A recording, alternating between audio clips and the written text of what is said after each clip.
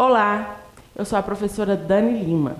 Nesta aula, vamos estudar os descritores de língua portuguesa para os testes do Sistema de Avaliação da Educação Básica, o SAEB. Estudar esses descritores é importante porque contribui para aprimorar habilidades fundamentais de leitura, análise e produção de textos, que são o foco das avaliações de linguagens. Preste bastante atenção para lembrar de tudo na hora de fazer a prova. Bons estudos e vamos lá! Nesta aula, nós vamos falar do descritor 10. Descritor 10. Identificar o conflito gerador do enredo e os elementos que constroem a narrativa.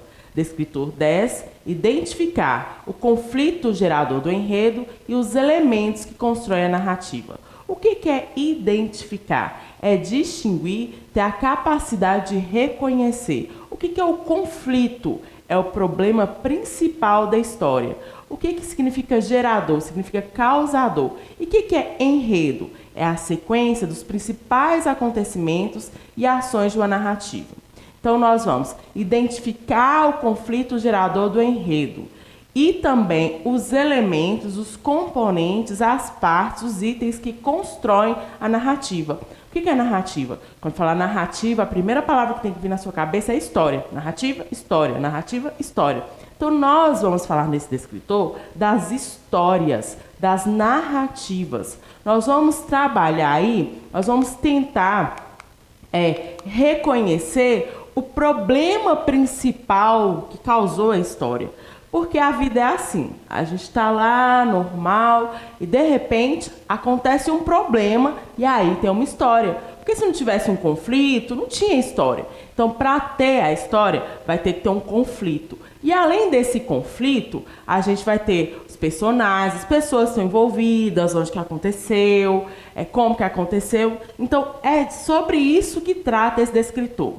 Quando a gente for trabalhar com essas questões sobre o conflito, nós vamos nos perguntar o que foi que provocou essa história. Nós vamos analisar as questões do caderno de atividades dos escritores de língua portuguesa do 8º ano do 2º semestre de 2022, elaborado pela Secretaria Municipal de Educação. As questões, elas vão tratar sobre a crônica. O que é uma crônica? A crônica é um gênero textual que transita entre a literatura e o jornalismo, pois apresenta fatos do cotidiano, situações corriqueiras que poderiam acontecer com qualquer pessoa. Quem fala na crônica é o narrador ou o eu do cronista, que nem sempre é o autor do texto. Na crônica lírica, mesmo os assuntos mais simples são tratados com subjetividade e com lirismo, ou seja, de uma forma mais poética, que se compara à crônica jornalística. Agora, tem uma proposta aí com uma crônica. Vamos lá. Leia a crônica a seguir do escritor paranaense Dalton Trevisan. O nome da crônica é Apelo. Vamos fazer a leitura. Apelo. Amanhã faz um mês que a senhora está longe de casa. Primeiros dias, para dizer a verdade, não senti falta. Bom, cheguei à tarde, esquecido na conversa de esquina. Não foi a ausência por uma semana. O batom ainda no lenço, o prato na mesa, por engano, a imagem de relance no espelho. Com os dias, senhora, o leite primeira vez coalhou. A notícia de sua perda veio aos poucos. A pilha de jornais ali no chão, ninguém os guardou debaixo da escada, toda a casa era um corredor deserto, até o canário ficou mudo. Não dá parte de fraco, senhora, fui beber com os amigos. 1h da noite, eles se iam. Ficava só, sem o perdão de sua presença, última luz na varanda, a todas as aflições do dia.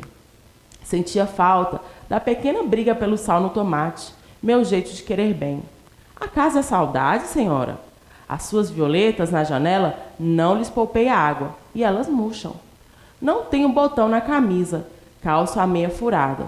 Que fim levou o saca-rolha? Nenhum de nós sabe, sem a senhora, conversar com os outros, bocas raivosas mastigando. Venha para casa, senhora, por favor. Então, essa aí foi a crônica Apelo, de Dalton Trevisan.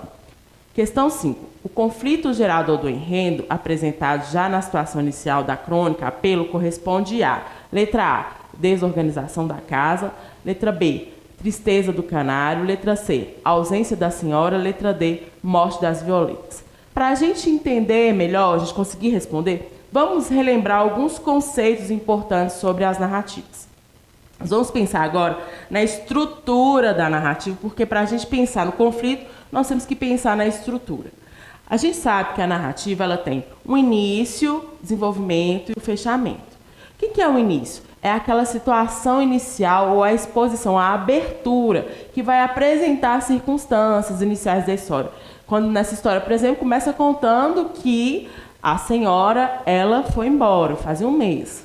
E aí, depois tem o desenvolvimento, a parte preparatória ou a evolução, a anunciação dos elementos necessários à evolução da história. Que aí continua contando, né? Que aí ele começou a sentir falta por causa da desorganização da casa, então a história continua. Só que nesse desenvolvimento, a história vai se desenvolvendo e vai ficando mais complicada às vezes. Ou então, como a gente percebe, no início da história já aparece a complicação que gerou a história. E é isso que é o conflito, é o problema principal da história. Nós vamos identificar, por que essa história aconteceu? Qual é o problema real aqui que aconteceu? E outro conceito importante também é o clímax, que é aquela parte mais movimentada da história, que parece uma panela de pressão que vai crescendo o problema, que parece que vai estourar, e é a parte que vai levar a história para o final, levar para o desfecho da história. E o desfecho é o fechamento, é onde a história se resolve, é o final da história lá. Então, nós estamos tentando identificar o conflito, o problema dessa história. A questão 5 pergunta: o problema, o conflito gerador do enredo, apresentado já na situação inicial da crônica. Então, já no início da crônica lá, a gente já consegue encontrar qual é esse problema principal, qual é o conflito. Na primeira frase a gente consegue, amanhã faz um mês que a senhora está longe de casa. Então, o conflito, o problema, o que gerou essa história? Foi a letra A, desorganização da casa? Não. Letra B, foi a tristeza do canário? Não. Letra C, foi a ausência da senhora? Exatamente, foi porque a senhora está longe de casa, a senhora saiu, que ocorreu, que teve esse problema que gerou a história. E a letra D, a morte das violetas. Então, nessa questão 5, o conflito, o problema e a resposta para essa questão é a letra C. A ausência da senhora que gerou o problema e o conflito da história, do enredo. Questão 6. Essa crônica é narrada por um narrador personagem, por um narrador observador, pela senhora ou por Dalto Trevisan. Então agora nós vamos lembrar sobre a questão do narrador, que é fundamental aí para toda a história. Quando a gente fala de narrador, a gente fala de foco narrativo. O que é foco narrativo? É a visão de quem conta a história. Quem está contando a história, o narrador, ele pode ter dois focos. O foco de dentro da história, ele está contando a história do que ele está vendo, está participando, ou de fora da história. Quando o narrador ele está dentro da história, a gente chama esse narrador de narrador personagem. Então, personagem dentro da história.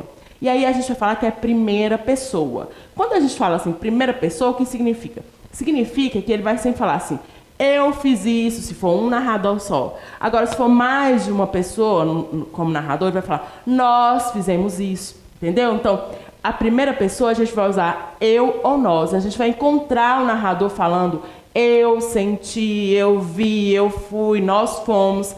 Então, vamos gravar. Foco narrativo em primeira pessoa. O narrador é personagem, está dentro da história. Primeira pessoa, eu, nós. Então vamos lá, narrador, personagem, dentro da história, primeira pessoa, eu ou nós. Agora, se o narrador ele é só um fofoqueiro, ele está observando e contando sobre a vida dos outros, a gente vai falar que é o narrador observador, ele está fora da história, contando sobre alguma coisa que aconteceu com outra pessoa. Então, ele vai ser em terceira pessoa. Como que ele vai contar a história? Se for uma mulher, ele vai falar, ela fez isso. Se for um homem, ele vai falar, ele fez isso. Se for mais de uma mulher, elas. Se for mais de um homem, eles. Então, quando a gente fala que o foco em terceira pessoa, nós vamos usar ele ou ela, eles, elas. Eles foram, eles saíram, eles sentiram. Então, nós vamos gravar aqui o narrador observador, ele está fora da história. Narrador observador fora da história, terceira pessoa, ele, ela, eles ou elas. Então, narrador, personagem, dentro da história, primeira pessoa, eu ou nós. Narrador, observador, ele está fora da história, a história vai estar em terceira pessoa, vai falar sobre ele, ela, eles ou elas. Então vamos voltar lá na questão. A questão 6. Essa crônica é narrada por um narrador. Aí vai perguntar aos narradores. Vamos voltar no texto. Estão marcados os verbos aí para a gente conseguir identificar se é primeira pessoa, se é terceira pessoa. Fala assim, ó. Não senti. Quem não sentiu? Eu não senti. Aí depois ele fala, fui beber. Quem é que foi beber? Eu. O meu jeito, eu calço, eu poupei, eu tenho. Então, o que a gente está usando? Qual pronome aí? Não é um eu? O que a gente já aprendeu? Que quando a gente usa eu, nós estamos falando de primeira pessoa. E aí o narrador, ele está dentro da história, ele está contando sobre ele. Eu fiz isso. E o seu narrador está dentro da história, nós vamos chamar ele de narrador personagem. Então, quando a gente volta lá, ó, essa crônica é narrada por um narrador personagem, letra A, narrador personagem. Ele está dentro da história, está contando daquilo que ele está vivendo, está usando o eu, nós, a primeira pessoa. Por isso, não é a letra B, o narrador observador, não é pela senhora. A senhora, ela, na verdade, ela é uma personagem também do texto, mas ela não está narrando a história. E o Dalton Trevisan, ele não é o narrador. A gente tem que prestar atenção na diferença de narrador e autor. A gente vai sempre lembrar que o autor é aquele que produziu a história, que fez a história. E o narrador é a pessoa que está contando. Pode ser que quem escreveu a história seja um homem e quem está contando a história é uma mulher. Então, não confundir. Narrador conta. Autor é a pessoa que fez a história. Questão 7. O elemento da narrativa que contribui para a identificação da sequência dos fatos é letra A, o espaço, letra B, o tempo, letra C, os personagens e letra D, o narrador. Para a gente poder resolver, vamos relembrar os elementos da narrativa. Toda narrativa, ela tem que ter personagem, fato, local, tempo, modo. Nós vamos pensar em 6 perguntas para a gente gravar isso. A primeira pergunta é quem? Quem? Nós vamos pensar nos personagens, aquelas pessoas que estão envolvidas, os envolvidos. Pode ser, não precisa ser pessoa, pode ser coisa, pode ser bicho. Então, se ele é o principal, a gente chama de protagonista. Agora, se ele é contra o principal, ele é o vilão, a gente chama de antagonista. E os secundários são todos os outros. E o que é o que aconteceu? O fato principal, a ação central. No caso aí do texto nosso, a senhora foi embora. Onde é o local, o cenário onde está sendo desenvolvida a história e quando é o tempo. Vai passando, vai falando, se for cronológico, é do relógio, a gente vai ver de manhã, de tarde, de noite. Se for psicológico, é um tempo que só está lá na lembrança lá do personagem. O como é o resumo da história, que a gente dá mais detalhes, e o porquê é o motivo lá que levou, por que aquelas pessoas fizeram isso, por que elas falaram, pensaram. Então, agora, nós vamos analisar o elemento que contribui para que a gente percebe a sequência, que vai acontecendo uma sequência na narrativa. E aí, ó, vamos olhar umas palavrinhas que vão ajudando a gente a perceber como que a história vai dando sequência. Olha lá, amanhã, primeiro dia, com os dias. Então, a gente vai percebendo o passar da história, o desenrolar da história. Como que a gente percebe isso? Essas palavras indicam o quê? Na ideia de tempo. Então, a resposta, o elemento da narrativa que está contribuindo para identificar a sequência dos fatos, aí é a letra B, é o tempo que vai ajudando a gente a perceber a sequência da história. Então, nesta aula, nós trabalhamos com a narrativa. O descritor 10, identificar o conflito gerador do enredo e os elementos que constroem a narrativa. Nós vamos sempre pensar no problema da história. Qual é o problema? Por que essa história aconteceu? O que está acontecendo aqui de fato? Sempre tentar falar esse conflito no máximo umas 3 palavras. E lembrar dos elementos da narrativa, os personagens, o local, o momento, o motivo, como que aconteceu, tá certo? Então, sempre que a gente pensar numa história, a gente for escrever ou for analisar uma história, nós vamos pensar nesses elementos, essas perguntinhas, para ficar mais fácil para a gente responder, tá certo? Então agora ficamos por aqui, nos vemos na próxima aula e até mais!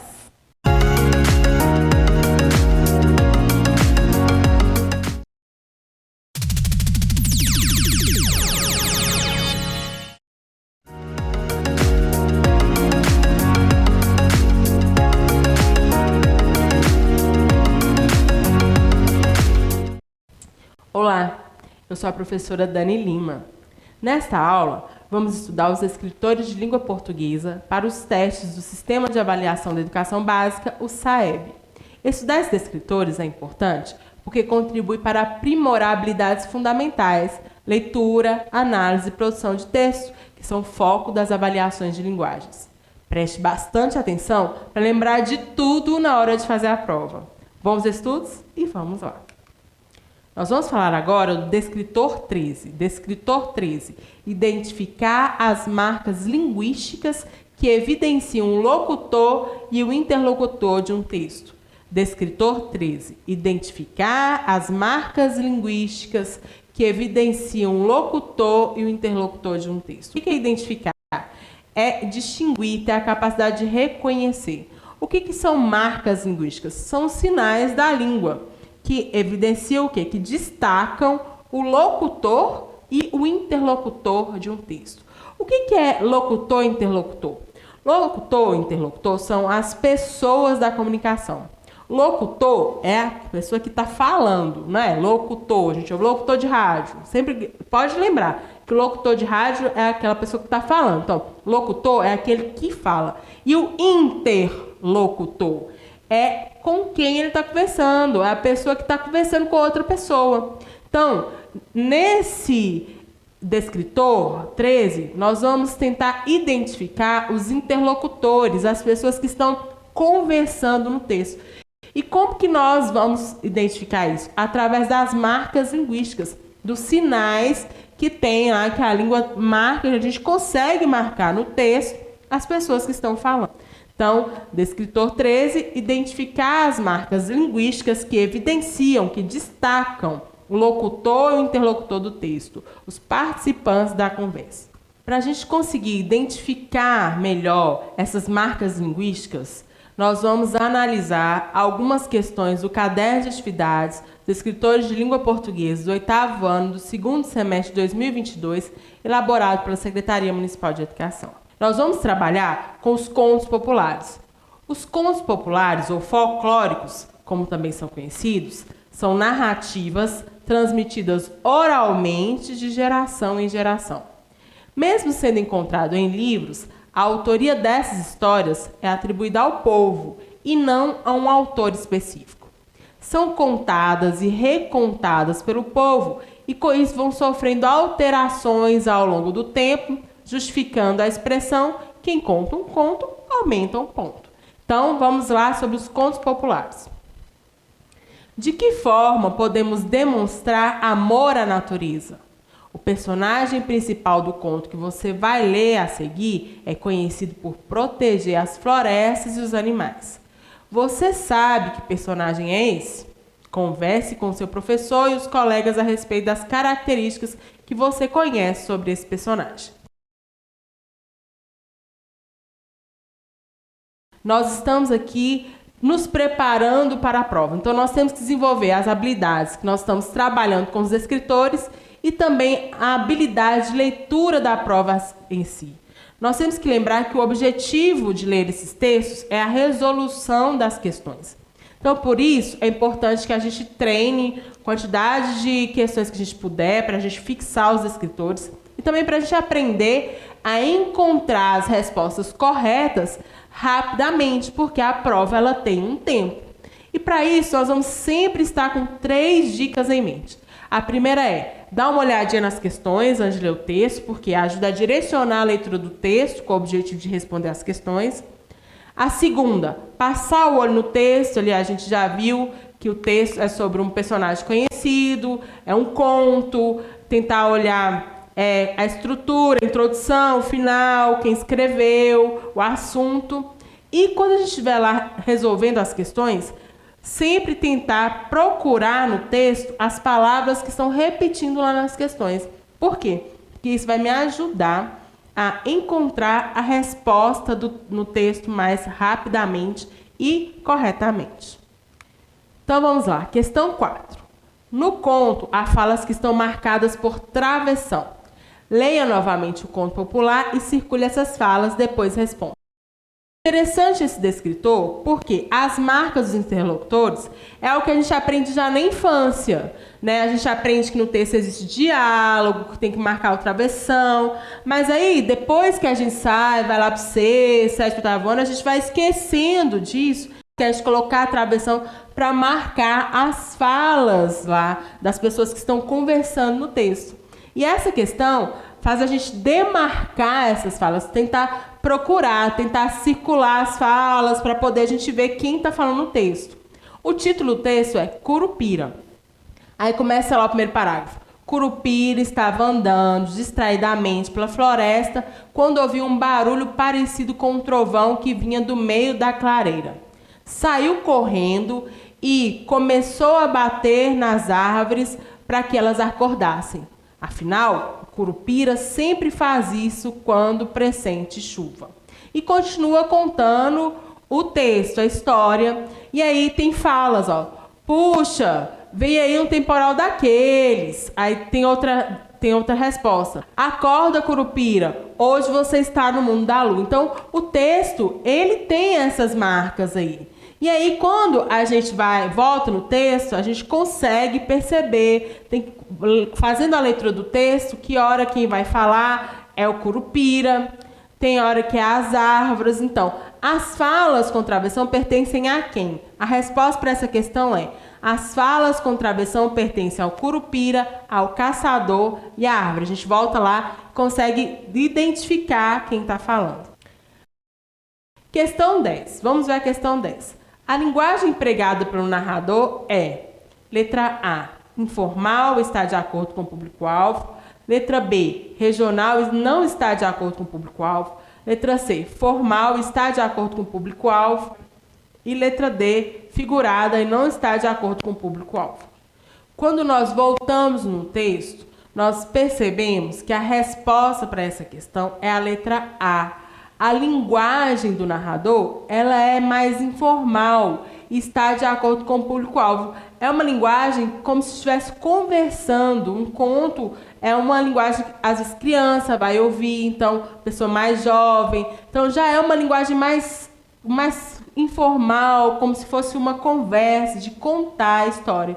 Está completamente adequada ao público-alvo. Agora, chegou a sua vez. Nós vamos para o desafio Agora é sua vez. Vamos ver a questão 10. Questão 10. A partir da sua resposta na atividade anterior, é possível afirmar que a linguagem utilizada pelo narrador é composta por: letra A, linguagem caipira. Letra B, linguagem regional. Letra C, expressões populares. E letra D, gírias. Essa questão pede para analisar a fala do narrador. E aí você vai procurar observar a linguagem do narrador. Você acha que é caipira, que é regional, tem gíria, tem expressões populares? E o descritor 13 que nós acabamos de ver é: descritor 13, identificar as marcas linguísticas que evidenciam o locutor e o interlocutor do texto. O que nós estamos trabalhando nesse descritor? A habilidade de conseguir identificar no texto o locutor e o interlocutor. Quem é o locutor? É aquele que está falando. O interlocutor, com que ele está falando, são as pessoas da comunicação. Então, no texto, há marcas que a gente consegue perceber quem está falando. E às vezes a gente consegue pela linguagem, que é diferente também, uma pontuação. Nas questões que trabalham as habilidades desse descritor 13, nós vamos nos perguntar como identificar os interlocutores nesse texto. Entendido? Então, ficamos por aqui. Nos vemos nas próximas aulas e até mais.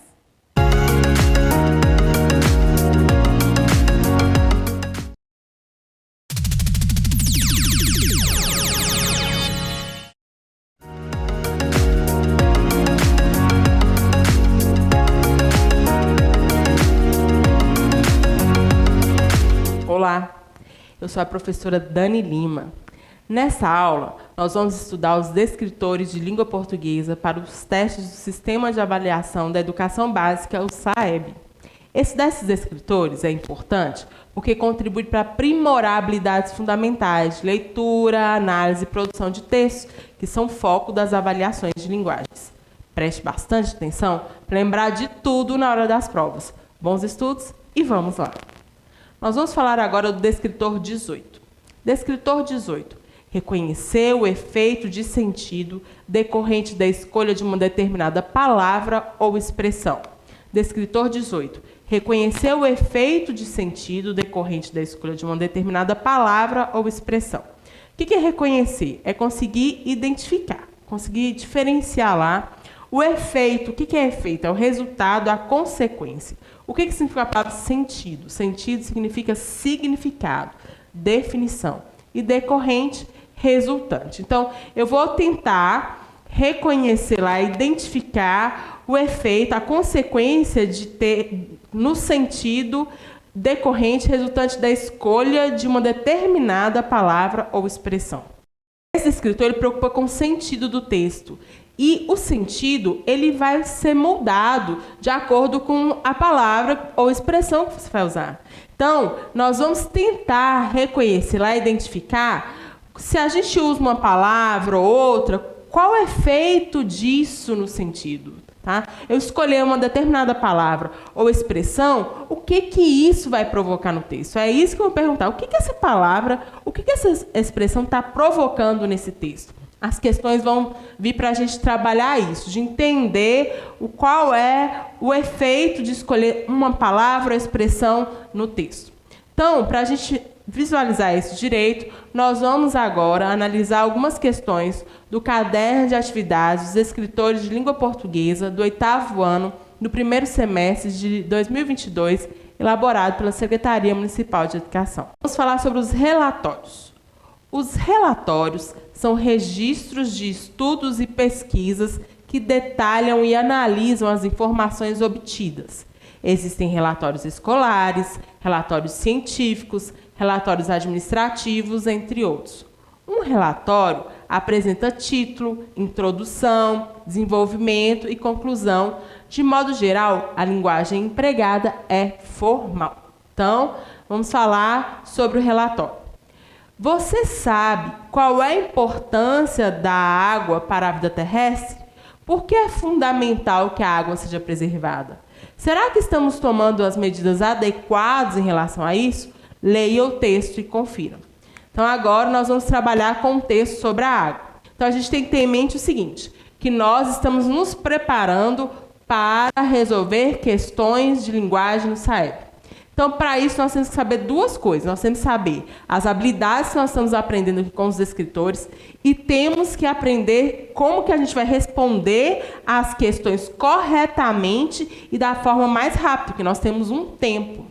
E aí, por isso, nós estamos olhando grande quantidade de questões para a gente poder treinar, fixar os escritores e também para a gente aprender como encontrar essas respostas rapidamente. Então, nós vamos resolver essas questões com 3 dicas em mente. Sempre quando receber lá a prova sobre linguagens, vai primeiro nas questões. Dá uma olhada nas questões. Por quê? Porque as questões, quando a gente lê lá as questões, quando a gente volta na nossa leitura do texto, a nossa leitura do texto ela é direcionada. Fica mais fácil para a gente ler o texto para o objetivo que a gente tem. Que o objetivo daquele texto ali é me ajudar a responder as questões. E também, a segunda dica é passar o olho no texto. Isso aqui é o quê? Uma carta? É uma reportagem, uma notícia, um meme? Tentar saber o gênero, saber como que está estruturado o assunto.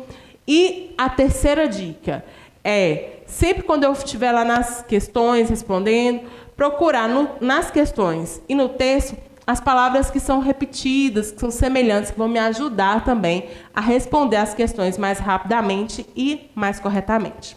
Então, vamos dar uma olhada na questão 6. Questão 6. De acordo com o trecho, a não ser que o equilíbrio entre demanda e oferta seja restaurado, o mundo deverá enfrentar um déficit global cada vez mais grave. O mundo, primeira alternativa, já enfrenta um déficit global de água e a situação pode piorar. Segunda alternativa, começará a enfrentar um déficit global de água. Então, a gente sabe que o título do texto é Água para um mundo sustentável, as consequências de um crescimento insustentável. Temos uma imagem como se fosse o mapa mundi, como se fosse um vidro com a torneira, pingando água na plantinha, economize água, salve o planeta, e o texto continua.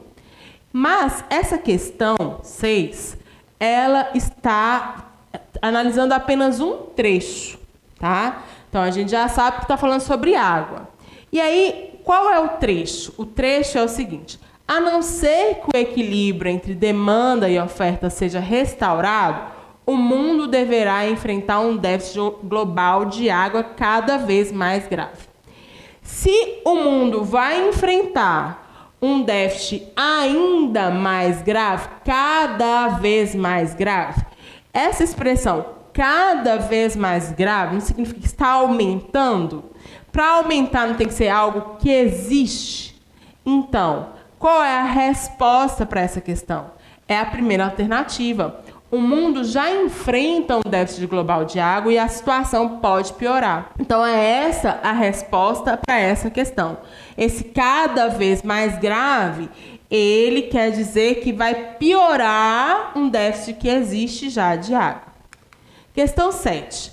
Na expressão a competição pela água, a palavra destacada foi empregada para: letra A, mostrar cooperação. Letra B, sinalizar a preocupação. Letra C, enfatizar a ideia de conflito. E letra D, revelar a contradição. Então, a gente volta lá no texto, a palavra está no trecho. A competição pela água entre os usos de água e os usuários da água aumenta o risco de conflitos localizados e as desigualdades são perpetuadas no acesso aos serviços com impactos significativos nas economias locais e no bem-estar humano. Então, está analisando uma parte, um trecho, porque esse descritor vai trabalhar essa questão, como que o uso de determinada palavra, determinada expressão vai alterar, vai ter um efeito no sentido do texto. Então, nós estamos trabalhando com a expressão competição. Então, a questão 7 fala lá a competição pela água. Então, estamos analisando a competição pela água. Nas alternativas, letra A, mostrar cooperação. Uma outra dica muito importante, quando a gente vai responder esse tipo de questão, é tentar lembrar, pensar nos sinônimos da palavra que está pedindo lá na questão. Eu sei que competição pode ser disputa, pode ser concorrência, pode ser conflito, pode ser rivalidade. Vou lembrando, briga, tudo que você lembrar, você vai colocando lá, escreve. O que aquela palavra pode significar? Porque isso vai te ajudar a clarear quando você comparar com as alternativas. Por exemplo, a palavra cooperação. Cooperação e competição. Elas são opostas, então, porque cooperar é ajudar e competir é disputar, é brigar. Então, essa letra A ela não está correta. A letra B sinaliza a preocupação. Então, a competição pela água. Quem está competindo pela água está tendo cuidado, está tendo preocupação? Não, então não é essa a questão. Lembra daqueles sinônimos que você já colocou lá da palavra competição. Enfatizar a ideia de conflito.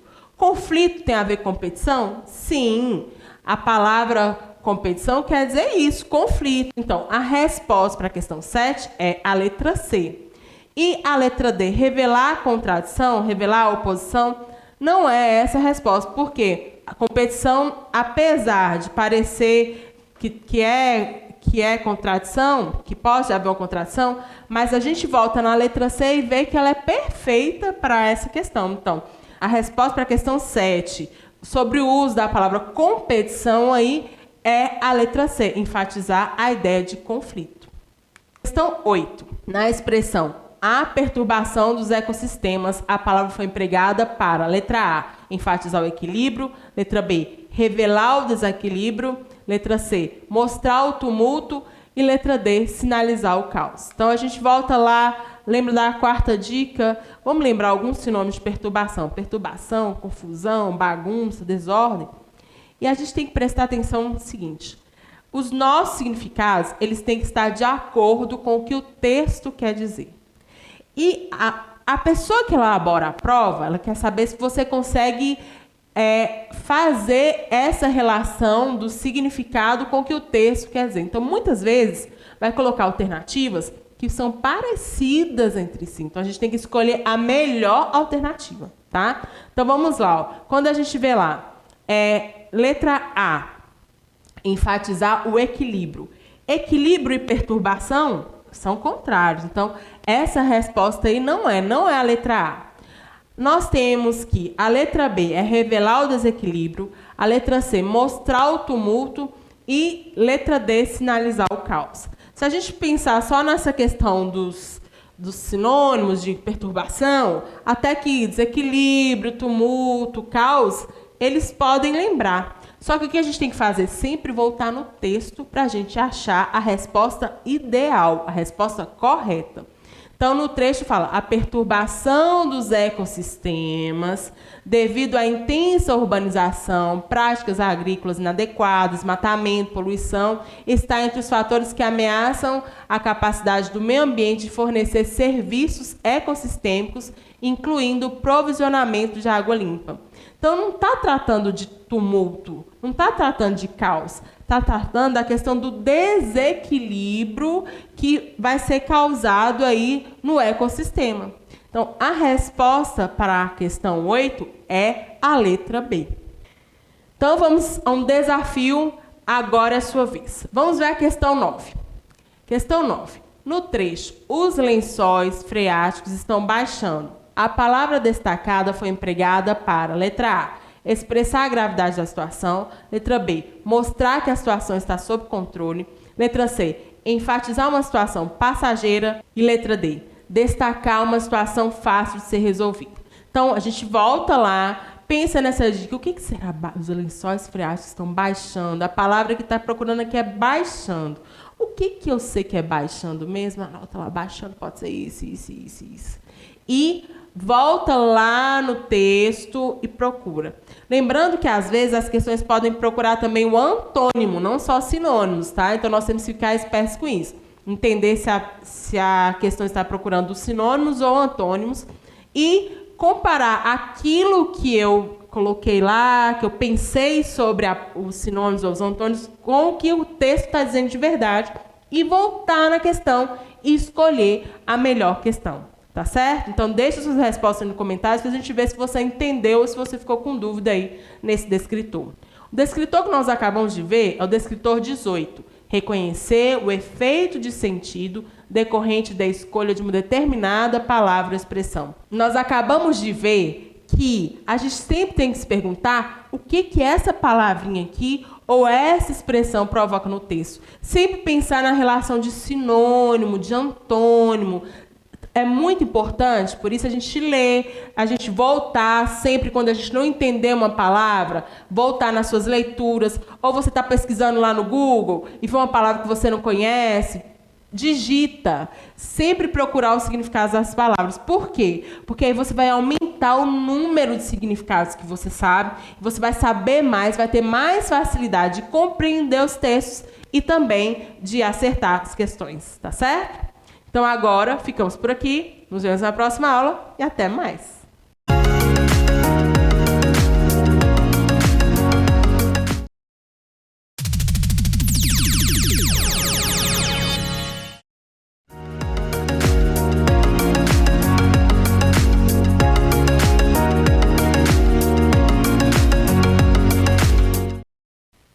E aí, pessoal, tudo bem com vocês? Eu sou o Alessandro, seu professor de matemática. Estou aqui para a gente dar continuidade na nossa preparação para a avaliação do SAEB deste ano. Hoje nós iremos falar do descritor número 15. A gente vai entender a habilidade que ele vai exigir da gente. Vamos lá? Descritor número 15. Resolver problema utilizando relações entre diferentes unidades de medida. Pessoal, primeiramente a gente precisa entender quais são as unidades de medidas, né? Quais são as unidades padrões de medidas. Então a gente tem o comprimento, né? Que tem como padrão o metro, nós temos também a medida de capacidade, que a gente trabalha com litros, né? E temos massa, tempo e volume. Então, essas são as unidades de medidas que nós iremos trabalhar, são as mais usuais, tá certo? Então, a gente precisa memorizar isso aí. Comprimento, a gente usa o metro, mas aí tem os centímetros, tem os decímetros. Quando a gente fala de capacidade, a gente fala de litro, né? E a gente fala também dos decalitros, a gente fala do quilolitro. Então, a gente tem várias unidades de medidas. Então, o ideal é que você conheça essas unidades de medidas e aprenda quanto que elas valem, né? Tipo, para fazer uma conversão de unidade de medida. Então, é isso que esse descritor vai pedir da gente. Quando a gente estiver resolvendo as atividades, a gente vai conseguir se familiarizar melhor com essas unidades de medidas. Eu trouxe algumas relações aqui que é bem comum e que a gente tem que memorizar, tá certo? Por exemplo, quando a gente fala de unidade de massa, a gente pode falar de tonelada, por exemplo. Quanto pesa uma tonelada, né? Uma tonelada é a mesma coisa de 1.000 quilos. Né? Então, quando a gente fala de massa, a gente fala de peso, fala de quilo, fala de tonelada. Deu para entender? Por exemplo, se a gente fala de volume, então a gente tem que 1 litro mede o quê? 1.000 ml. Então, 1 litro é a mesma coisa de 1.000 ml. Então, essas unidades de medida são mais usuais. Outra medida importante, comprimento. Então, a gente tem um comprimento que a gente usa o metro como mais usual, mas eu posso falar também de 1 quilômetro. Quanto mede 1 quilômetro? 1 quilômetro mede 1.000 metros. E 1 metro? 100 centímetros. 1 decímetro? 10 centímetros e assim por diante. Tá certo? Então, a gente vai ter que aprender algumas unidades de medida. Tem a unidade de tempo, por exemplo, né? 1 hora, a gente sabe que 1 hora tem o quê? 60 minutos, tá certo? Então, a gente vai usar tudo isso nas nossas questões de hoje. Durante a nossa aula, você fique ligado, vai memorizando, fazendo suas anotações aí, tá certo? Vamos lá para a nossa primeira questão de hoje. Questão número 1. Foram descarregados em um armazém 3,5 toneladas de grão de feijão e 2.500 quilogramas de grãos de arroz importados de um agricultor. A quantidade total de grãos em quilogramas é igual a... Aí nós temos as nossas opções. Opção A, 6.000 quilos. Opção B, 6.280 quilos. Opção C, 5.000 quilos. E a opção D, 2.500 quilos. Pessoal, só tem opção ali em quilos. E meu enunciado já fala, eu quero saber em quilogramas. Aí eu começo com a minha primeira conversão. Porque no meu enunciado eu tenho que tomar cuidado que lá fala de toneladas, de 3,5 toneladas. Lembra lá no início da aula? Eu falei quanto que pesa 1 tonelada. Então, 1 tonelada pesa 1.000 quilos. Como a gente está trabalhando com quilos, eu preciso fazer essa conversão de toneladas para quilos.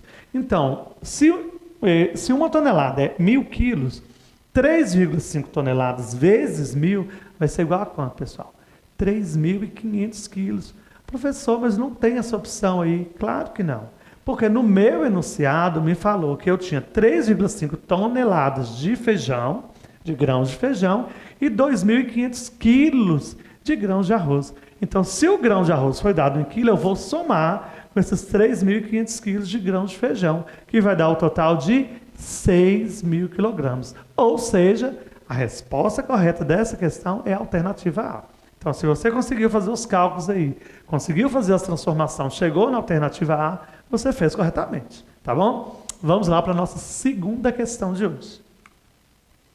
Questão número 2. Ao medir o comprimento de uma mesa com as mãos, Sandra concluiu que esta media 9 palmos. Ao ver que seu palmo media 13 centímetros, ficou sabendo que a mesa tinha... Olha minhas opções. De A a D. Vamos lá. Opção A, 117 metros, 1,76 metros, 1,17 metros e 1 metro. Pessoal, vocês estão vendo aí que só tem a letra M, né? Essa letra M, como a gente está falando de medidas, a gente está falando de metros, tá certo? Se estamos falando em palmos e que cada palmo mede 13 centímetros, é só fazer a multiplicação. 9 vezes 13 é igual a quanto? 117 centímetros. O que eu preciso saber a partir daí? Eu quero transformar isso em metro. Então, eu preciso saber quantos centímetros tem um metro, não é isso? E o metro tem quanto? Eu falei com vocês também. Um metro mede 100 centímetros. Então, ao invés de eu multiplicar, agora eu preciso dividir. 117 dividido por 100, eu vou achar o quê? 1,17. Ou seja, essa parte inteira é 1 metro. E esses 17 aí são centímetros. Mas a alternativa correta é a alternativa C, 1,17 metros. O usual na matemática é assim mesmo, tá certo? Então, faça as conversões de vocês aí. E se você chegou nessa alternativa, você também acertou essa questão. E vamos para a nossa última questão de hoje. Questão número 3. João está treinando para uma corrida. Seu instrutor solicitou que fizesse um treino seguindo a série. Vamos ver a série, qual que seria, pessoal? 30S, 30 segundos, tá? 30 segundos de trote rápido, 10 minutos de trote moderado, 5 minutos de caminhada. Essa série seria repetida 7 vezes. Quanto tempo João treinou? A gente está falando de tempo, né? A gente vai ter que fazer essas transformações aí, tudo usando o tempo. Porque eu sei que tem 30 segundos de trote, 10 minutos de um trote mais moderado e 5 minutos de caminhada. Eu sei que essa série vai ser feita 7 vezes. E eu quero saber o tempo que esse João aí treinou para fazer essa série dele toda. Então, vamos lá? Primeira coisa. 30 segundos vezes 7, eu tenho 210 segundos. Pessoal, 210 segundos, eu tenho quantos minutos? Porque cada minuto são 60, não é assim? Então, vamos lá. 210 se transformou em 3 minutos e 30 segundos ainda sobraram. Então, eu tenho que guardar isso aí. Então, eu vou guardar que eu tenho 3 minutos inteiros e 30 segundos, que é a mesma coisa de 210 segundos, não é assim? Pessoal, agora nós vamos fazer o cálculo. 10 minutos de trote moderado. Só que eu vou fazer isso quantas vezes? 7 vezes. Ou seja, eu vou fazer 70 minutos de trote. Só que eu sei que 70 minutos passou de 1 hora, porque eu sei que 1 hora é 60 minutos. Então, logo eu tenho mais 1 hora e 10 minutos só nessa parte do trote moderado. Então, a parte inteira minha maior aí é o quê? É minha 1 hora. E eu tenho agora mais 10 minutos que eu vou ter que juntar com aqueles 3 minutos lá do início. Então, eu vou juntar por medida, por hora, por minutos e, por fim, os segundos, tá certo? Vamos pegar do maior para o menor. E ele fez o quê? 5 minutos de caminhada. 5 minutos de caminhada vezes 7, eu tenho quantos minutos de caminhada? 35 minutos. Preciso converter? Agora não. Eu vou juntar daqui a pouco todos esses minutos para a gente ver o que a gente vai encontrar. Então vamos lá. Na unidade de hora, eu tenho o quê? Que lá no minha segunda parte da série eu consegui 1 hora. A parte dos minutos eu vou somar. Lá na minha primeira partezinha, lá no meu primeiro item da minha série, eu tenho 3 minutos, né, de trote rápido. E na minha segunda parte eu tenho mais 10 minutos de trote moderado, ou seja, eu tenho 13 minutos. E por fim, mais 35 minutos. Então vamos somar 35 mais 10, 45, mais 3, 48 minutos. Então, por enquanto, eu tenho 1 hora e 48 minutos. Lembra que lá no início sobrou 30 segundos? Lembrou aí? Então, a resposta correta é a minha alternativa C. Porque na alternativa C me fala que ele treinou 1 hora, 48 minutos e 30 segundos. Deu para compreender? Pessoal, trabalhar com unidades de medida é basicamente isso, fazer conversões. Precisa treinar um pouco mais, fazer mais atividades, mas com certeza é um dos conteúdos mais tranquilos para a nossa avaliação do SAEB. Tá certo? Então, continue treinando, continue assistindo às nossas aulas e eu estou te esperando. Tá certo? Até a próxima!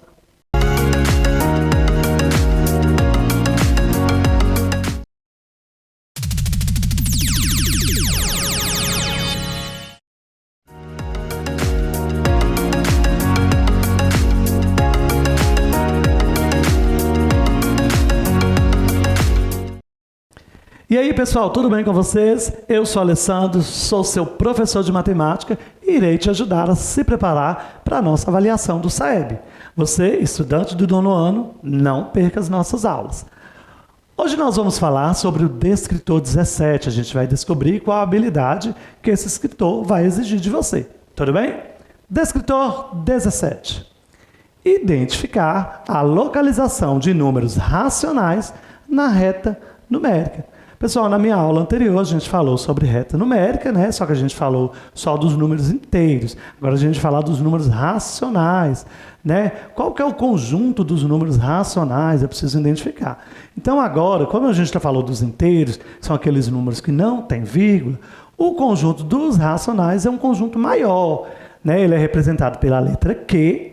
Então é muito importante que vocês conheçam bem essa nomenclatura, né, do conjunto.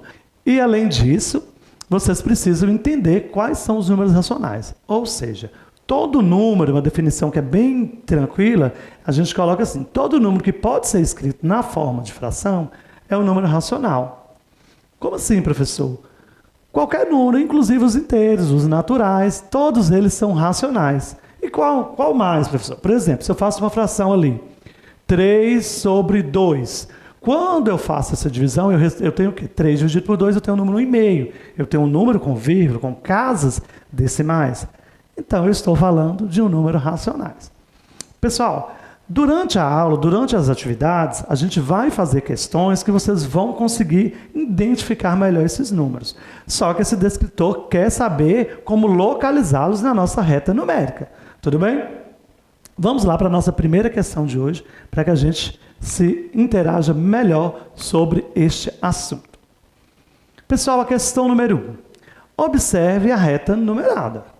Tem aí uma reta numerada, vamos dar uma olhada nela. Ah, professor, mas aí só tem números inteiros, só tem números positivos? Não tem problema. Vamos entender o que ele quer da gente. A gente tem uma reta numerada.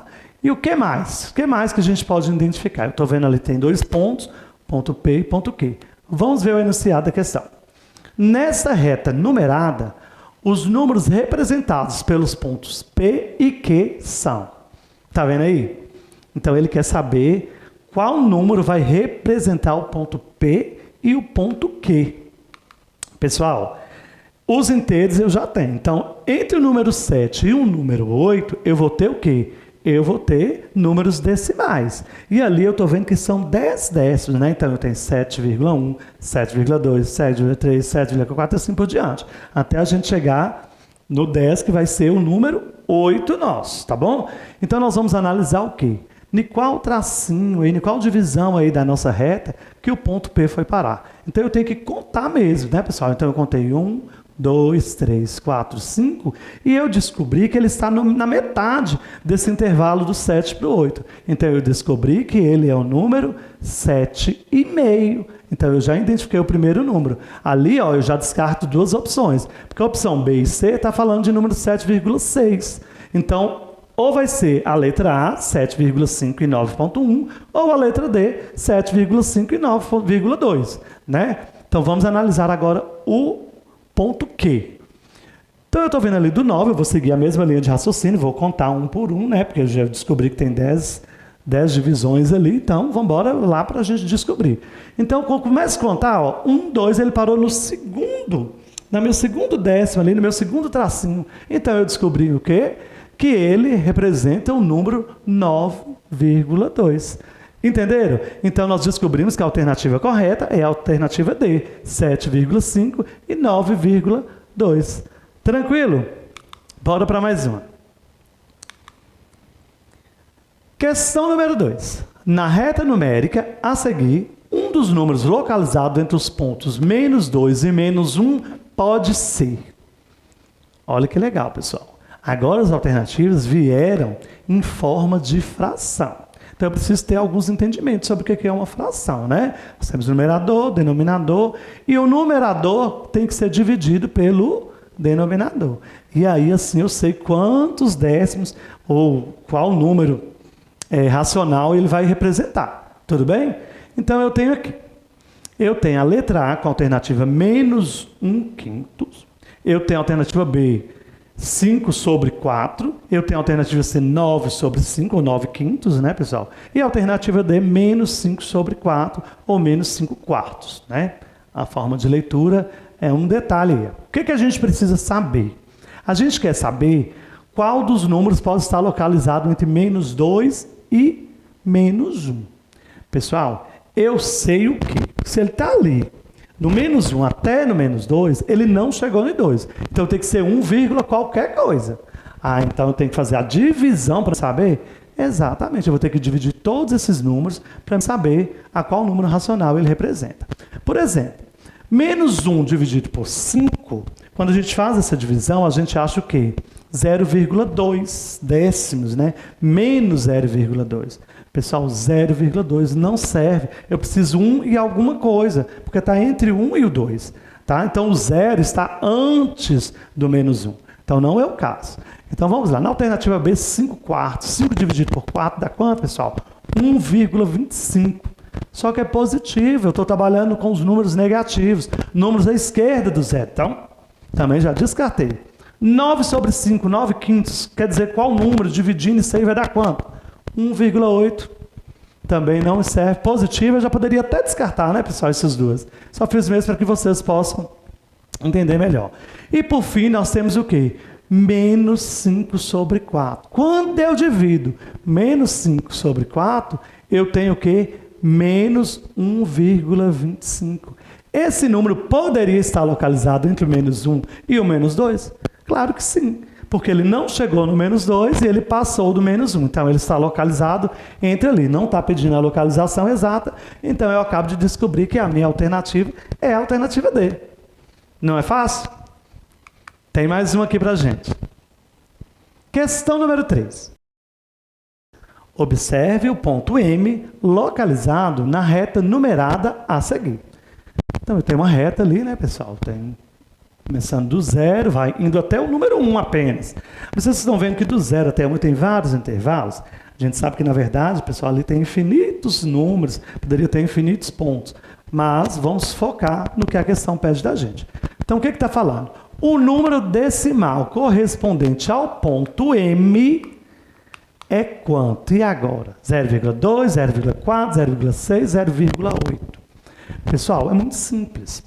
O ideal é que você conte mesmo esse intervalo para a gente entender em quantas partes a gente vai dividir esse número 1 aí. Porque é do 0 até 1. Então, vamos lá. Saindo do 0, eu tenho 1, 2, 3, 4, 5, 6, 7, 8, 9, 10. Então, eu tenho 10 décimos, né? Tá tranquilo. Então, o que eu tenho que pensar? Eu começo a contar de 0,1, 0,2, 0,3. Entendeu como é fácil? A gente viu isso anteriormente em outra questão. Então, neste caso, o ponto M vai significar quanto? Se eu contar lá 0,1, 0,2, já cheguei no ponto M. Então, a alternativa é a alternativa A. Por quê? A gente seguiu uma contagem padrão que foi de 1 em 1 décimo. Então, está muito tranquilo. Pessoal, então é isso. Continue praticando, vai ser muito importante para que você se saia bem na sua avaliação. Eu estou te esperando. Até minha próxima aula.